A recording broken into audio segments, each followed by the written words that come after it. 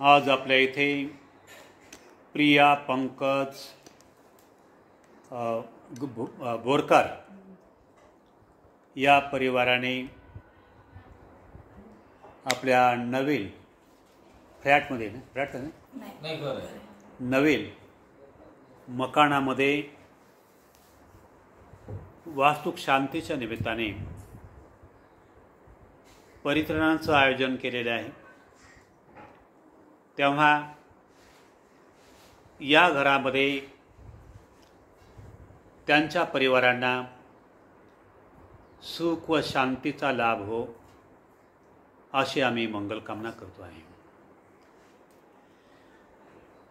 या घरामध्ये राहणेवाले किती मुलं आहे तुम्हाला? 2 मुलगा मुलगी? एक मुलगी आहे मोठी 11 वर्षाची, मुलगा 4.5 वर्षाचा. कोणती मुलगी? हे का? हो. हिचं काय नाव? अनुश्री पंकज बोरकर. हे अनुश्री पंकज बोरकर. हा, पंकज बोरकर. ही अनुश्री हो, पंकज बोरकर.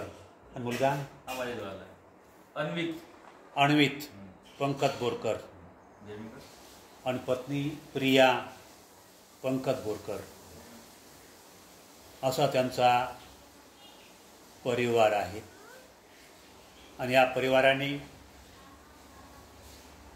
या दाभ्यामध्ये नवीन मकान त्याने खरेदी केलं.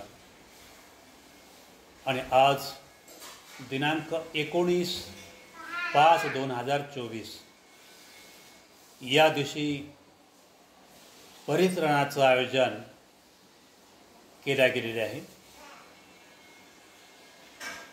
या परित्रणामध्ये त्यांना ह्या घरामध्ये सुख व शांतीचा लाभ हो ही अशा मी मंगल कामना व्यक्त करतो आहे. भगवान सम्यक संबुद्ध म्हणतात, ज्या घरामध्ये वास्तव्यासाठी गेला असताना तिथे काही विधी विधानपूर्वक वास्तव्य केलं असताना त्या घरामध्ये उत्तम प्रेरणा मिळते, उत्तम संस्कार मिळते, उत्तम बोध मिळते, उत्तम हर प्रकारचं कर्म सफल होते आहे. पण त्या घरामध्ये जे विधिविधानपूर्वक परित्राण पाठ केलं असताना, हे घर एवढं मोठं अवाढव्य बनवलं असताना, तर त्या ठिकाणी महापुरुषांना देखील अवाढव्य स्थान मिळालं पाहिजे. त्या महापुरुषांची अवाढव्य सुंदर अशी मूर्ती स्थापन करायला हवी आहे. ते महापुरुष जर म्हटलं तर सर्वसाधारण लोकांसमान नाही. ते 32 लक्षणं आयशी शुभचिन्हाने संपन्न होते. ते भगवान बुद्ध.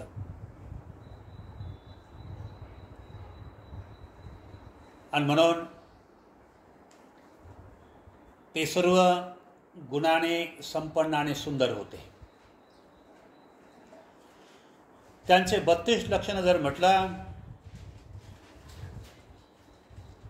त्यांचे हात अजानुबाहू टोंगऱ्यापर्यंत होते, त्यांचे तळपाय सपाट होते, त्यांचे कान खांद्यावर पडत होते, त्यांची मान उंटासारखी होते, त्यांचे डोळे जवसाच्या फुलासमान होते, त्यांची छाती सिंहासमान होती, त्यांचं नाक लांब होतं,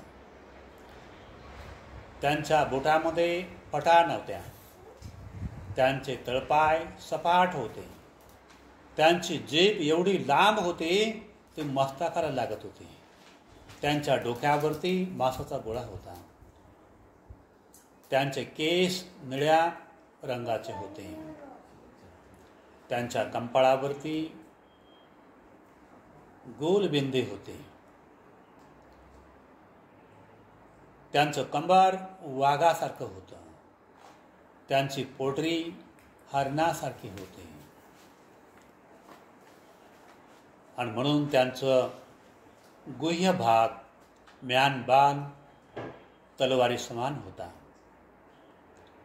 अशा प्रकारे भगवान सम्यक संबुद्ध, त्यांचा आवाज होता मेघ गर्जने समान होता.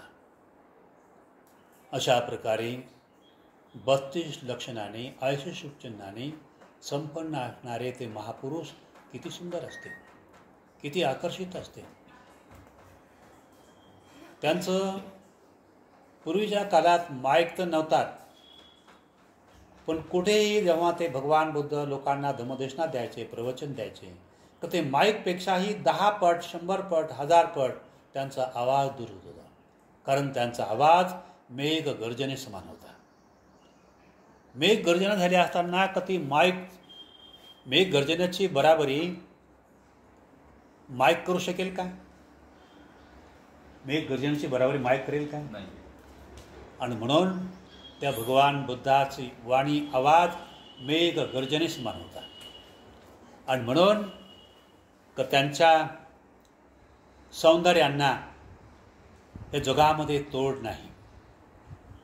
म्हणून असे सर्व गुणाने सुंदर असलेले महापुरुष ते भगवान सम्यक संबुद्ध ते मूर्ती स्थापन करत असताना तर कोणी कशीही मूर्ती आणतात आणि ती स्थापन करून टाकतात, तर ती खरी मूर्तीची स्थापना होऊ शकणार नाही. आणि कशी मूर्ती जर त्या ठिकाणी भगवान बुद्धाची ठेवली तर त्या ठिकाणी कुठल्या प्रकारचा उत्तम प्रेरणा प्राप्त होऊ शकत नाही. होईल का?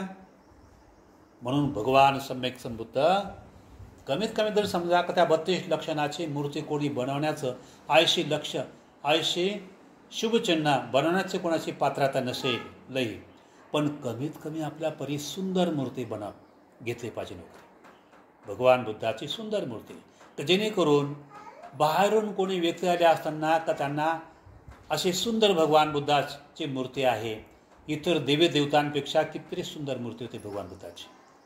आणि म्हणून कधीही भगवान बुद्धाची मूर्ती स्थापन करत असताना ती आसन जेव्हा आपल्या घरी नवीन मकान बनवलं असताना त्या नवीन मकानामध्ये सुंदर भगवान बुद्धाचं आसन बनावं आणि सुंदर त्या ठिकाणी भगवान बुद्धाची मूर्ती स्थापन करावी. महाग मूर्ती घ्यावी मस्त वगैरे विकत.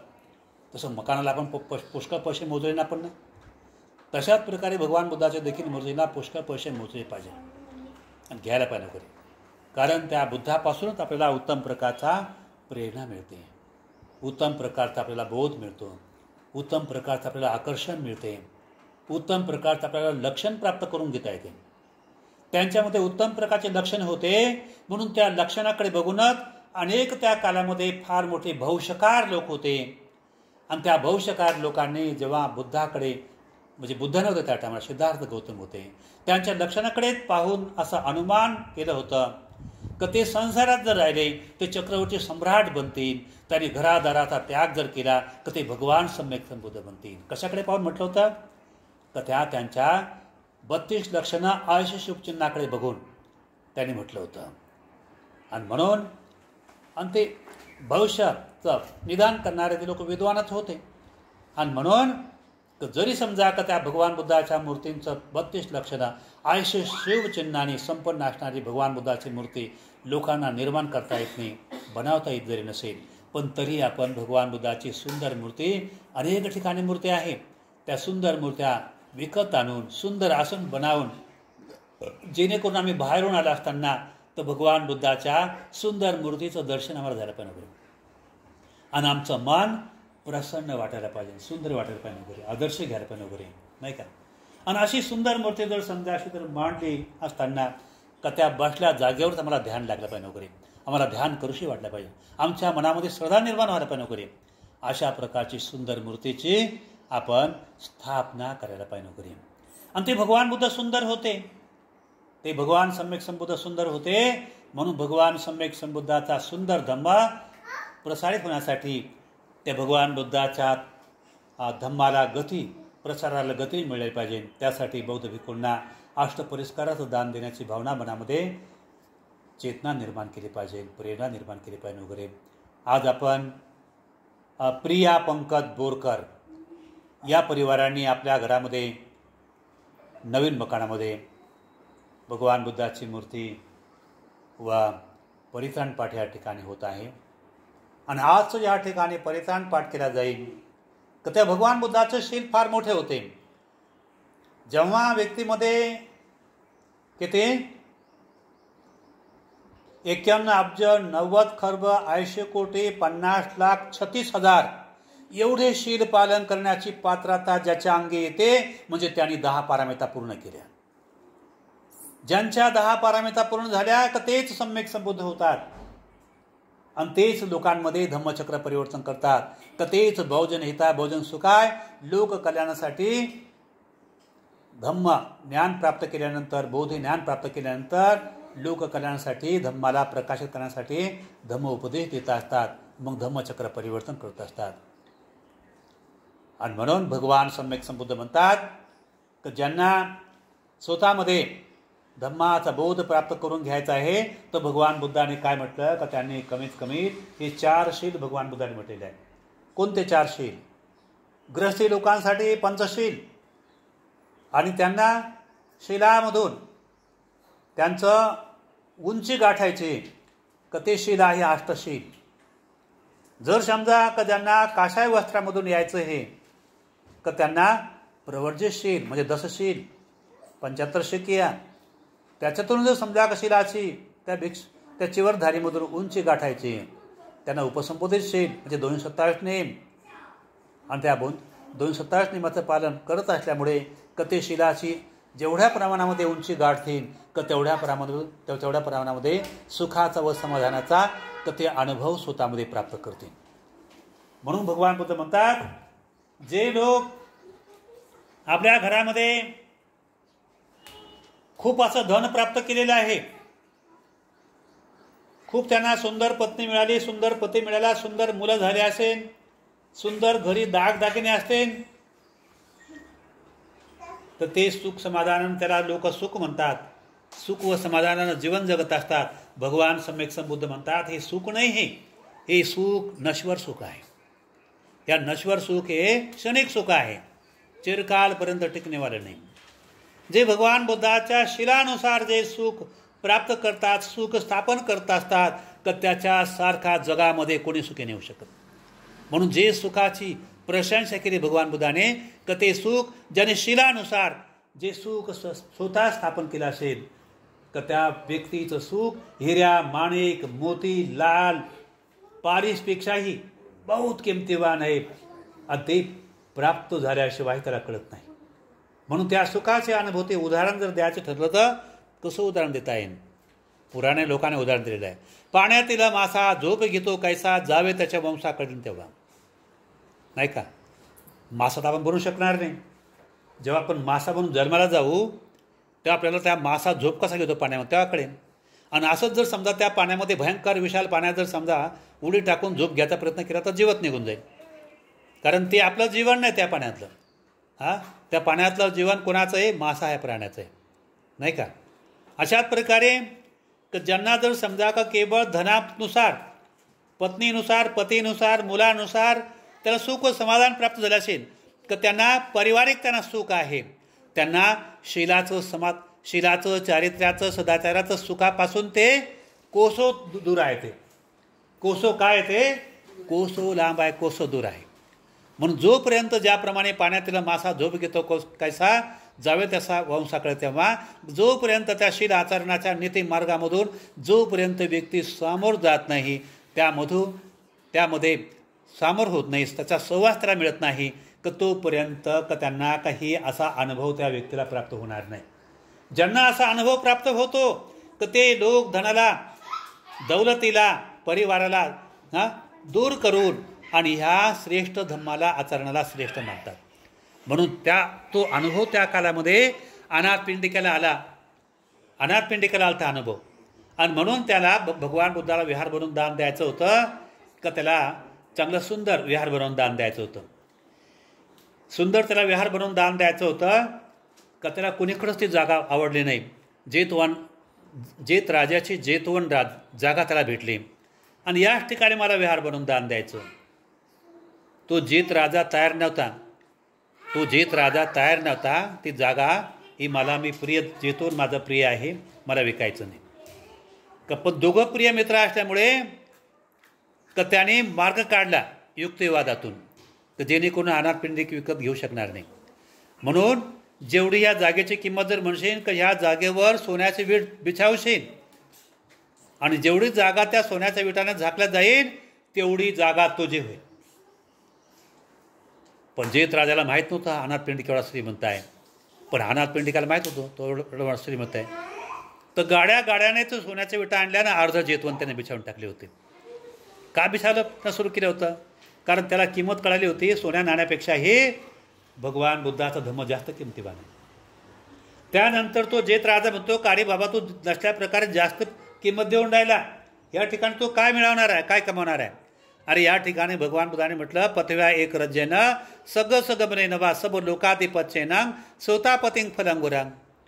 काय म्हणतात भगवान बुद्ध? कोणी पृथ्वीचं राज्य प्राप्त केलं असेल, स्वर्गाचं सुख प्राप्त केलं असेल, त्या सर्व सुखापेक्षाही 16 श्रेष्ठ सुख असेल तर श्रुतापती फल प्राप्त करणे, नाही का? श्रुतापती फल प्राप्त करणे. हां, फक्त श्रुतापती फलामधून ज्याने कृतगामी प्राप्त केलं, अनागामी प्राप्त केलं, अहरंत प्राप्त केलं आणि भिक्खुसंग जर असेल तर त्या समान विशेष महान सुखकारक अशी कोणतीही अवस्था नाही. का तेव्हा त्या जेत राजामध्ये फार मोठी श्रद्धा निर्माण झाली. तो म्हणते का रे बाबा तू एकटाच कसा दान देतो, मला पण तुझ्या दानामध्ये मला सामील कर.